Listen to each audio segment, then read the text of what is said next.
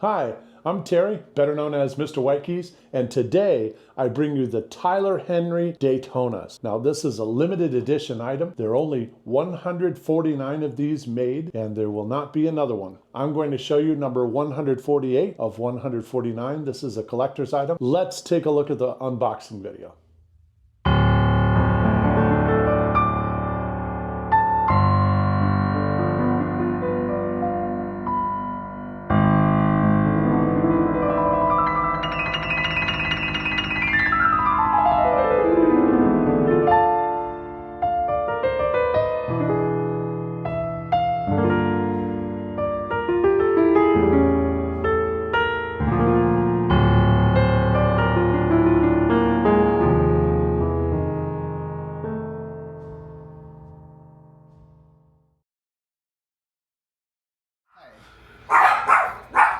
Thank you.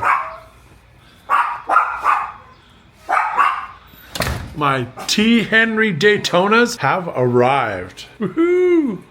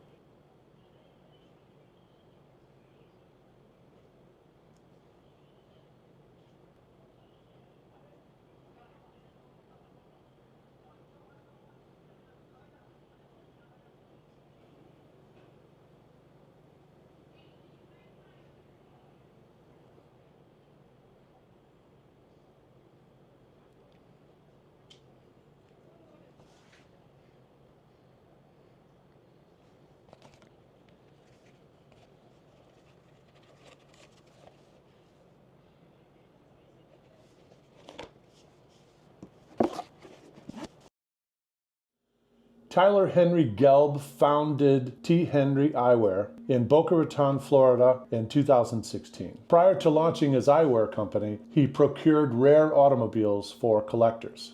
So earlier in 2016, right before he decided to launch the eyewear company, he was delivering a $1.7 million Porsche Spyder to a client. And then he watched in horror as his client, with a $250,000 watch, $1,000 shoes, designer clothing, pulled out a set of Luxottica Prada $400 sunglasses and proudly put them on and drove off. He observed that his clients had impeccable taste in cars, in shoes, in clothing, in watches, in just about everything except for eyewear. And that's where he identified a gap and decided that he had to fill that gap. So he started the T Henri Eyewear Company. T Henri is a niche eyewear company that incorporates the most popular supercar elements and designs that can be passed down for generations. Among his more remarkable achievements is the Caviar collection, which he custom made for a client, and it was set with VVS2 diamond baguettes on the nose bridge and temple end caps. The glasses sold for over $70,000.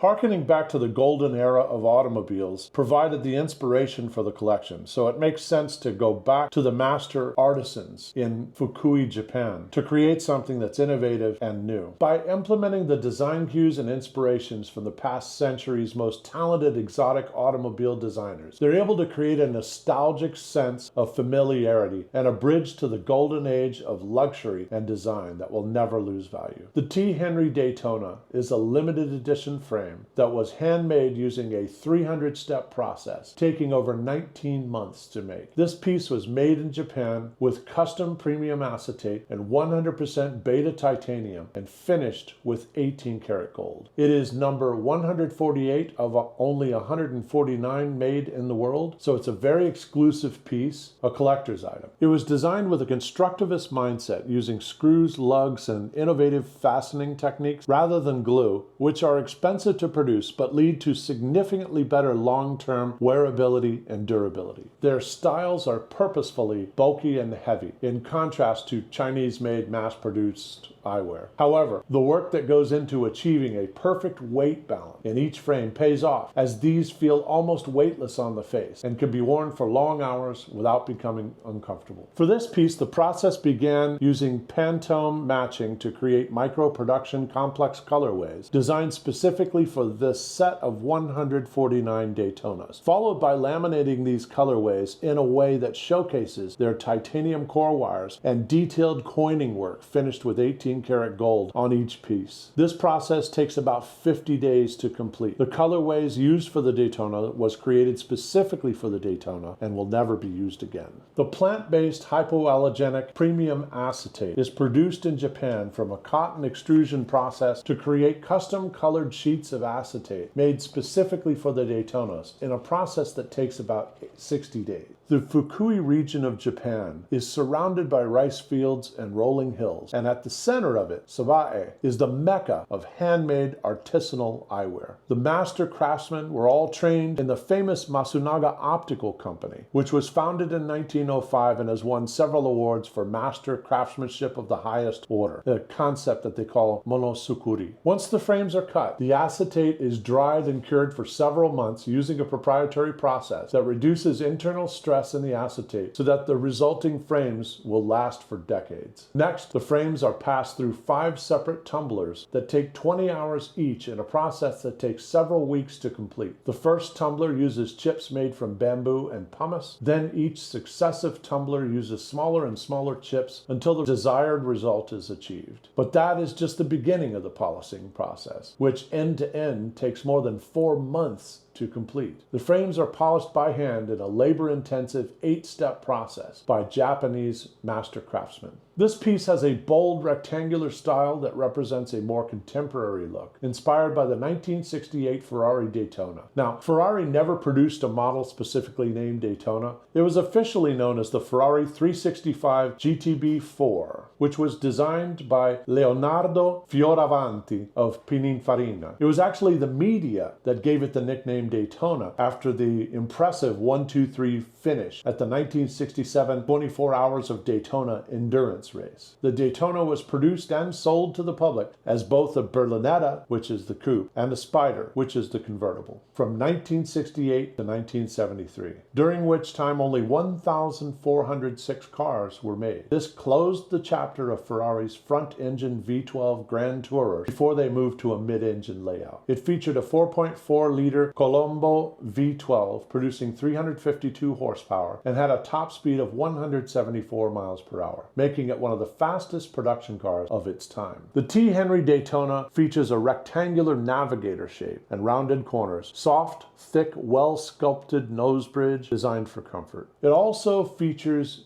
detailed coining work on the 18-karat gold-plated titanium core in the temple arms, which are visible through a translucent, thick acetate on the temple arm. The ends of the temple arms are paddle style, engraved with a microdot non-slip grip. So you can see the microdot non-slip grip. You can also see the paddle style pieces that go behind the ears, and that helps to balance the glasses. When I put these on, they feel practically weightless, and that's partly because a significant amount of the weight is behind the ear, and the micro grooving in the paddle helps hold this onto my head so I don't feel the weight on the front, even though this is a very heavy frame. The 7-barrel hinges are German made and attached with 3 rivets in a very unique design. These are gold plated, and you can see from this that this is probably one of the best hinges ever made in the eyewear industry. The front of the frame is graced with a sterling silver decor. The piece is number 148 of 149 of this extremely limited and exclusive collection. This particular pair is deep blue, dark navy. I selected Trivac IoT Endless Progressive lenses and added a 35% navy blue gradient indoor fashion tint, blending to a 25% sea glass gradient going in the opposite direction. To this, I added a Gen S sapphire transition. So the Gen S transitions darken to a Category 1 sunglass in about 2 seconds, a Category 2 sunglass in about 7 seconds, and to a full Category 4 sunglass in about 27 seconds. When you come back indoors, they move back to a clear lens in only 1 minute and 25 seconds, which is pretty quick, and they start to clear right away. Okay, so here I am in the car with the Gen S transitions. The Gen S transitions do not activate behind the windshield, so you can see that they're not activated. So what I'm going to do is open up the car and open up the windows and expose these to ultraviolet light. Okay, so now you can see them darkening as they expose to the UV light, and it only takes about 25 seconds for them to go to a full Category 4 sunglass. Apparently they don't get as dark in high temperatures, and right now it's 118 degrees outside. Nice day for a hike, right? So I suspect that these will get a lot darker once we get into temperatures that are like 70 degrees and below. And just look at the scenery around here. This is incredible. This is why I love the desert. Just incredible stuff.